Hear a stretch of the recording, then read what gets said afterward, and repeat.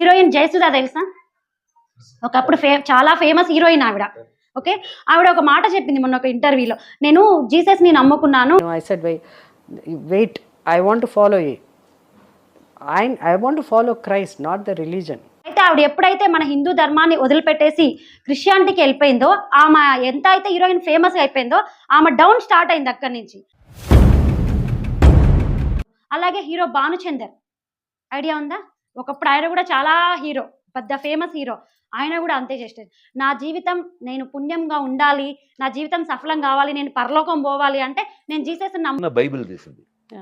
తీసి రోజు ఒక వర్స్, ఒక పారాగ్రాఫ్ చదివి నీ తలకిందులు పెట్టుకుని. అప్పుడు ఎంతో ఫేమస్ హీరో ఆయన కూడా, ఆయన ఫాల్ డౌన్ స్టార్ట్ అయింది. అక్కడి నుంచి హీరోగా ఉండడం మొత్తం ఏమైపోయింది, తగ్గిపోయింది. దానికి ఇప్పుడు ఎక్కడైనా కనిపిస్తున్నారా?